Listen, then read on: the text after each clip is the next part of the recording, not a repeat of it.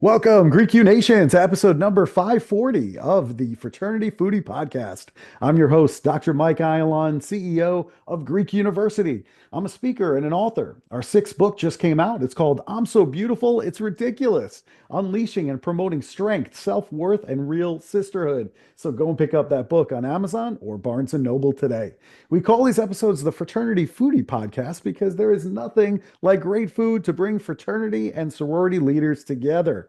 Fun fact, sometimes on the show, I get to interview my heroes from my childhood, and today is one of those days. My sister and I would gather around the television every week to catch the latest episode of American Gladiators, which was a series that matched a cast of amateur athletes against each other, as well as the show's own American Gladiators. And this was contests of strength and agility. It was so much fun, and the American Gladiators each had their own personalities and events that they specialized in. My favorite gladiator, he's on the show with us today. Dan Clark is our next guest, but everybody calls him Nitro. He earned it because he wore spandex on television for years on the cult hit TV show, The American Gladiators. His life changed on December 18th, 2013. On that day, he had a heart attack.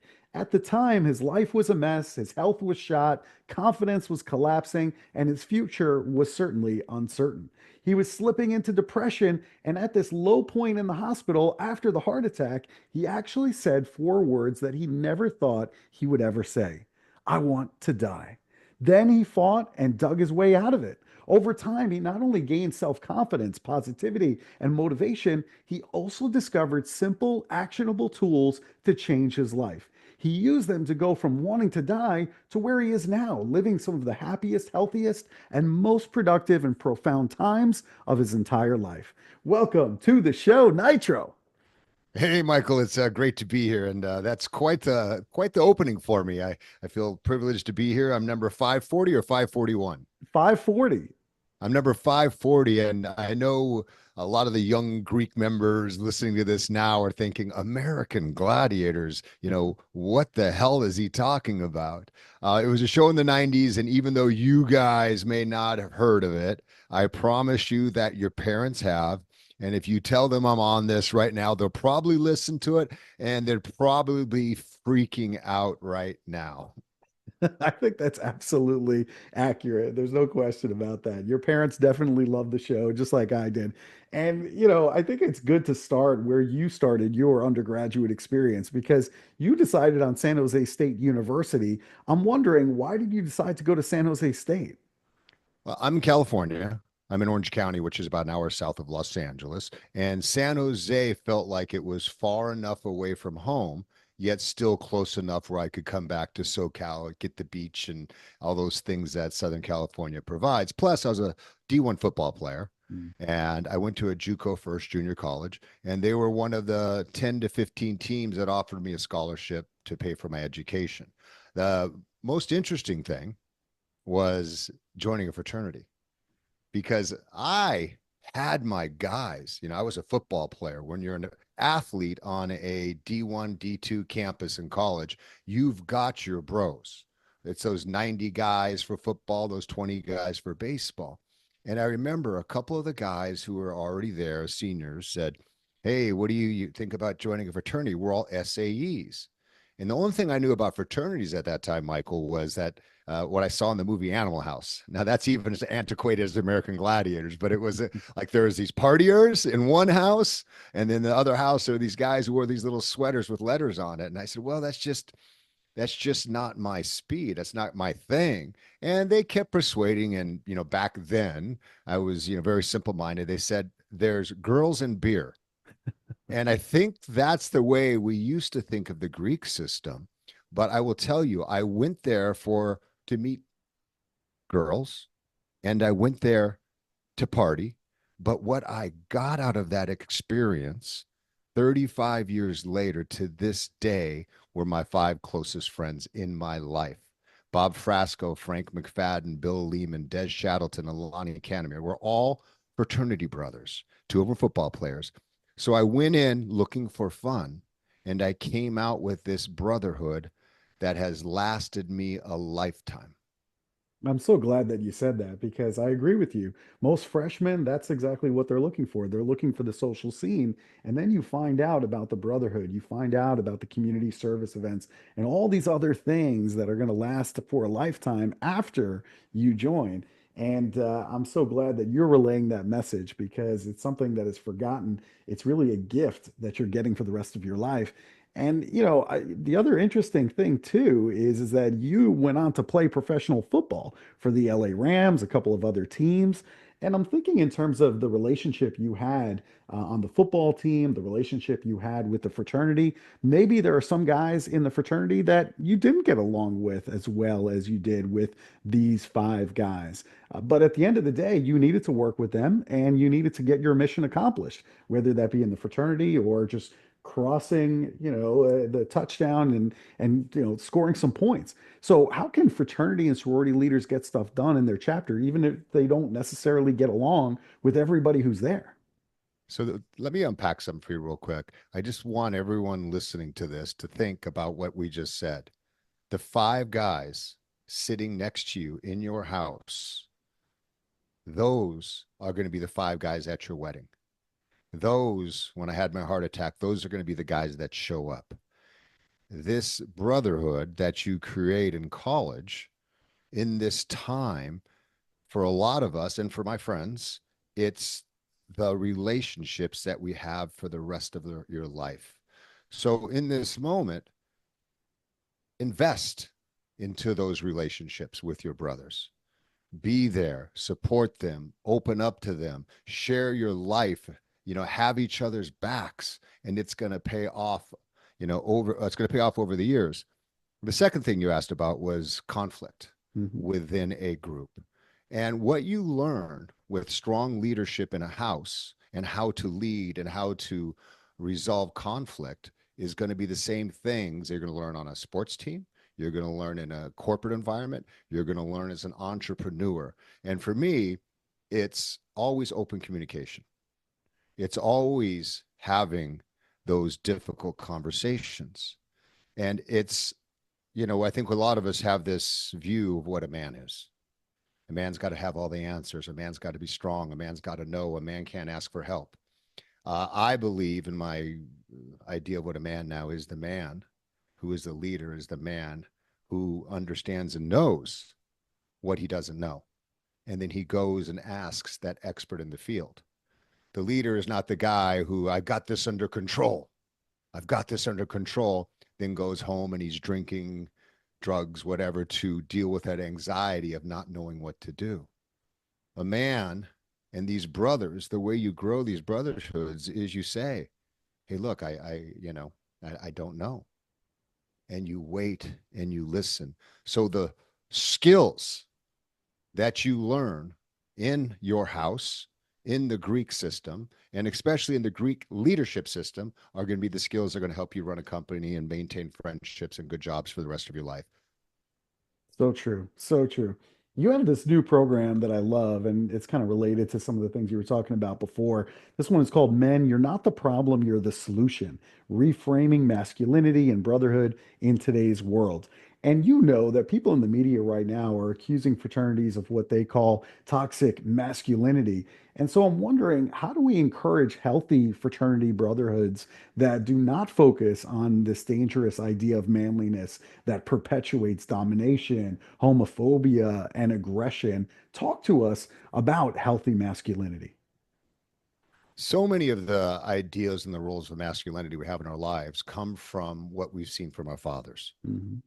and or our grandfather. And a lot of times as young men, we learn to idolize those who are our role models, our figures. And instead of asking yourself what a good man is, a lot of times we go and try to be the real man that our fathers were. And we're perpetuating that cycle of violence, that cycle of dominance, that cycle of men do not express emotions. They have a stiff upper lip. Men have to womanize. And this is an idea of the past. right? This is old mentality. The idea and the gift that we can give our fathers, the idea when young men become fathers is that they stand upon the shoulders of what they learn, but they go and learn new things. There's this interesting story. There were these two brothers, and they had this father. And their father was a womanizer. He was an alcoholic. He was a drinker. He was a small time criminal. And he was in and out of prison. And one brother was just like him, in and out of prison, gambler, womanizer. And the other brother on the other side happened to be a role model in his community. He was married, he was monogamous, he was a church going man. Here's the most fascinating thing. When they asked these two men, they said to them, "Hey, how did you become who you are?" Stunningly, they both gave the same answer. They said, "Look at my dad. How could I not?" You have to take the experiences that have happened to you, and it's how you frame them is going to determine who you are. If you are in college and you're still blaming your parents for what happened, let that go. Today is the day. Now is the time. You have to take responsibility for who you want to be. And that is part of the evolution of a human being. That's part of the evolution of becoming a man. So we have to find new role models. We have to define not what a real man is, but what a good man is. When we start to do that, and then we start to embrace strength and vulnerability without the feeling like we're losing something. Because masculinity is not the enemy. I love being a man. I love being strong. I love how patriarchal it is opening the door, for my significant other. I love that part. Yeah, and I don't want to lose that part. But it's finding how to be a good human without losing our traditional values of what we believe is chivalrous and correct. Yeah, that's why I love fraternity so much. It really does give you that roadmap in terms of our values, whether we're talking about brotherhood, or whether we're talking about leadership, community service, truth, justice, all of the things. And I think it's great. I really do. And so when joining a fraternity, you talk about the importance of true connections. And you also mentioned in the beginning that you were kind of recruited essentially with the socials, and I'm wondering, you really want us to focus on building true connections with each other, and that takes one-on-one discussions. That looks like meetings with new members versus parties. So why is this one-on-one a more effective strategy for fraternities to implement when bringing new members in? I don't necessarily think it has to be one on one. I Okay. think the communication has to be real and authentic. That is, I think, the key to the communication.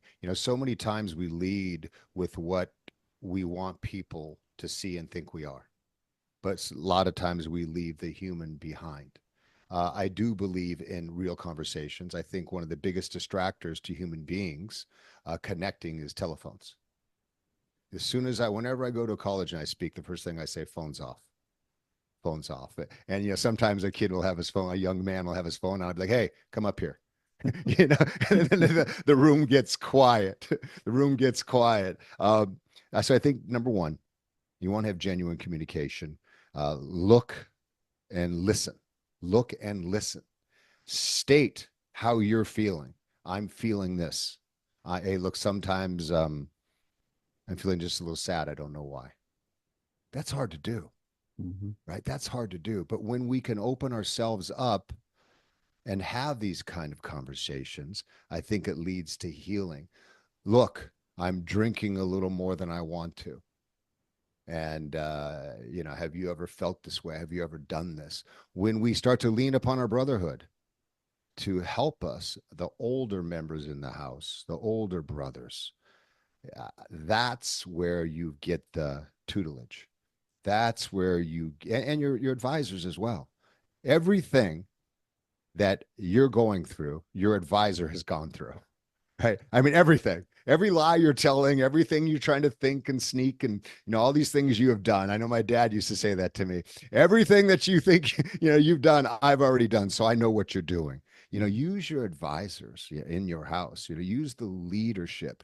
And I think when we show up in an open space, Michael, ready to listen, our hands down on our laps and open, this signals we're ready to talk, we're ready to communicate, and we're ready to be there. And that's an important step. That's an important step, especially in this era with social media, right? We're always projecting what we want people to see. That Hmm. idea to be seen is a human desire. I have this tremendous idea to be seen. I went into show business and I went into Hollywood. I remember, back when the American Gladiator tour was kind of like the WWE tour, we did 130 cities. We went and we sold out Madison Square Garden. Here I'm this little kid from a barrio in Santa Ana, and I'm standing on the floor of Madison Square Garden, in my Nitro outfit, and I come on the floor, and there's 15,000 people, Nitro, Nitro, Nitro, and that filled me in that moment. And I made this mistake. I was chasing applause and adoration, and I mistook it for love. Mm. So that would fill me. And I remember at the height of, my fame, where, one night I was at a oil baron's house. I met three presidents in one night. There was every celebrity you could imagine there, and I was there among that. Had my own action figure, had German cars in the driveway, had a $5 million mansion. I had everything every guy would, anybody you would think would want on a material level. But I also remember at that time, at the height of my success, I had everything, but many times it felt like nothing Mm. because I accomplished my goals and I'm 28 years old. What else is there? I had everything, but it felt like nothing. And then one morning, after a big night out, I, partying, drinking, drugs, women, I woke up that next morning and I was lying on the floor, still high out of my mind, and I had spit dribbling out of my mouth. And I was crying. I was just sitting there, this big man crying. And I couldn't figure it out. I had everything. I had everything. And I tried to brush it off. Whoa, yo, hey, it must have been the alcohol, bro. Yeah, hey, and I gave myself that talk. Nothing's wrong with you, man. You got everything. And then about 2 weeks later, I was driving down Hollywood Boulevard and I just had these spontaneous tears again. And at that time was the time I knew that I had to raise my hand and get help, Mm. that I wasn't processing stuff. See, when I was really young, when I was 10 years old, my older brother got into an electrical accident while we were home alone, and he basically died in my arms. And my older brother was the stronger one, the bigger one, the one that I idolized. I was so comfortable in his shadow. And when he died, I just thought, like, man, if that could happen to him, the bigger one, the stronger one, the one everybody admired, what was going to happen to me? And I had this idea that men didn't show emotions from my dad, that men didn't cry. My father did not have one conversation with me. Oh, you lost your brother. It's going to be hard. He was so much pain. He drowned his sorrow in liquor and other drugs through time. He was a man who was too proud to raise his hand and get help, to have an authentic conversation with the therapist, whoever it may be. And I saw, if I did not get that help, I was going to be an addict and an alcoholic like him. Mm. My father died at 58 years old from an accidental opioid overdose. I saw my future. And so when I was 25, 26 years old, that's when I said, I got to get help. And it was a hard thing to do. Big, strong, tough guy on TV. But I saw the consequences if I did not learn to speak about what was going on inside me, about the loss of my brother, about the grief, about the trauma. And I went into that therapist office and I picked a woman because I could never imagine at that time talking about my feelings in front of a man. Mm. And I just went and cried my eyes out, Michael. I mean, 3 times. And to this day, when I can't figure something out, and I get stuck on something, I still get help. But for, younger men, getting help doesn't necessarily mean, you have to be drunk on the floor crying. It doesn't mean it's in a therapeutic setting. It could be some of those things we talked about earlier, using the brothers in your house. Hmm. Could be a simple conversation. Like I said, hey, bro, I'm feeling kind of sad sometimes. You ever feel that way? Or, hey, I'm drinking a little bit too much. Or, hey, I'm really struggling here. These conversations, Michael, they're so important to have Hmm. Hmm. because they save lives. Yeah. And it's They, also s- available to college students on the counseling center on every college campus. I mean, you're paying for that in your tuition. So I'm glad that you're talking about the benefits of therapy, even a strong guy like Nitro, because sometimes on college campuses, you're almost assumed to be broken if you're anywhere near a therapist, and that's just obviously not true. look, in my lifetime, I've known a lot of people have taken their own lives. Mhm. I would say 6 or 7 men.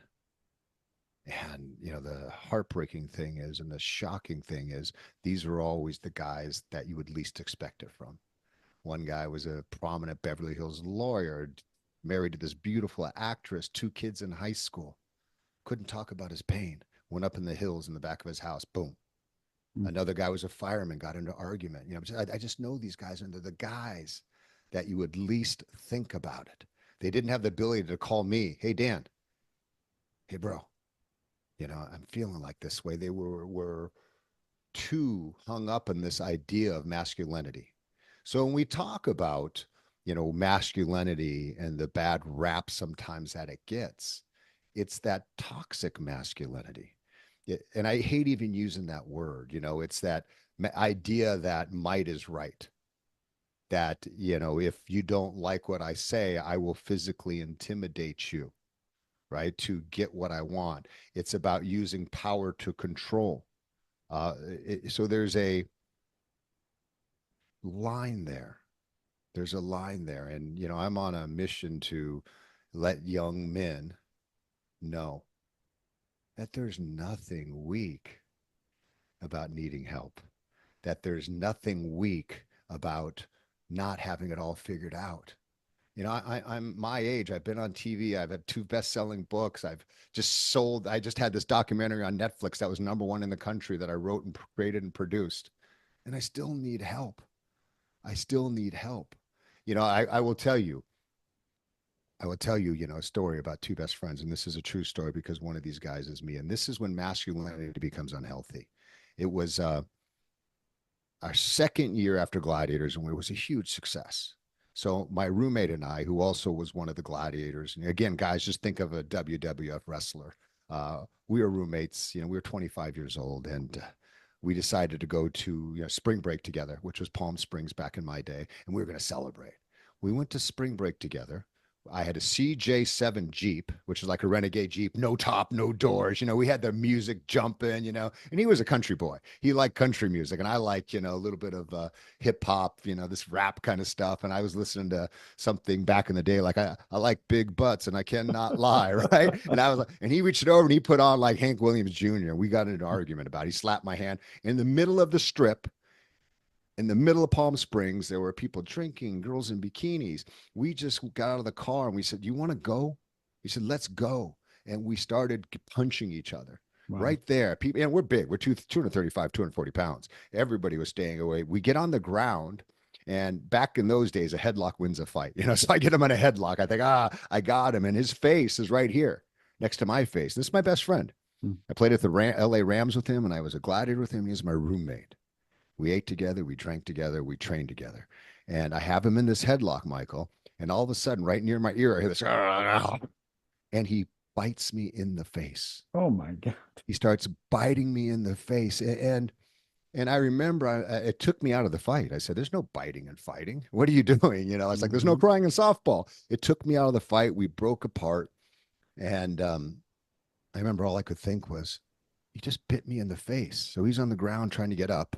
He puts out a hand to me. And I just looked down at him. I said, boom, hit him right in the face. His eyes swole. And, we hugged it out. And, "I love you, bro. I love you, bro." And we went drinking that night.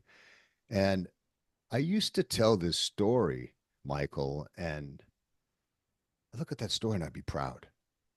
I wore that fight like a badge of honor, because I thought it showed that I was tough. You looked at me the wrong way, you put hands on me, we were going to throw. That's how I thought strength worked. That's how I thought respect worked. That's how I thought being a man was about. But now when I go back and I look at that fight, I don't see strength. I see two broken, lost young men. I see two guys who never learned to deal with their emotions except through their fists. I see pain. I see insecurity. I see fear. I see the consequences of men who never talk about what's going on inside of those. Right. But back then, I'd rather have you punch me in the face than talk about my emotions. So I kept pushing it down, pushing it down, pushing it down. Here's a funny thing. Now, when I see a tough guy, all muscly and tattooed, I look at that guy and I say to myself, poor dude. I wonder what happened to him. Mm. Wow, that's an incredible story. Absolutely incredible. Yeah, you also have this program for new members. It's called With Great Power Comes Great Responsibility. And in there, you talk about making the most of your time in Greek life and not having any regrets. Do you have any regrets about your time in SAE? Well, let me talk about that. So I first, Iowa State called me in, Yeah. and they have this crazy back to school thing, party thing called Viatia. It was called something else years ago, and it's at 8:01 on Saturday morning is when the prohibition on alcohol on campus stops so they can start drinking, and school doesn't start till the following Monday. So everyone comes back from the summer, they get drink and they, go wild, they go crazy. There's been riots. So they said, hey, we need a pro brother speaker to come in and talk to the boys in a way that they can understand that with great power comes great responsibility. We do have the police officers come in, but guys kind of fall asleep. Oh God, here's the police officer, hardest job there is, telling me what to do. Mm. So that talk was born out of that new member experience, all the Greek community coming in and it was this idea that you now have power, right? You can go to bed when you want to go to bed.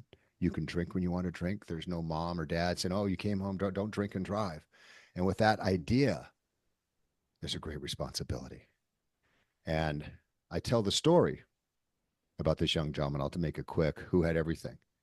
He had great power. He was a wide receiver. Was on a $15 million contract. He was playing for the Raiders. One night after the game, in his new Maserati or whatever car it was, his fast car, was racing down the highway.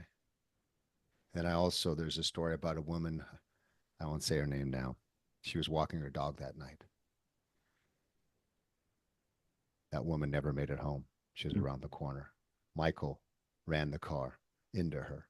Wow. So the idea that you have when you get into college, you have this great power, and that is responsibility. And most young men know the right answers. All right, they don't need a dietitian to say, "Hey, bag of chips or apple." You know what I mean. Mhm. Fritos or protein.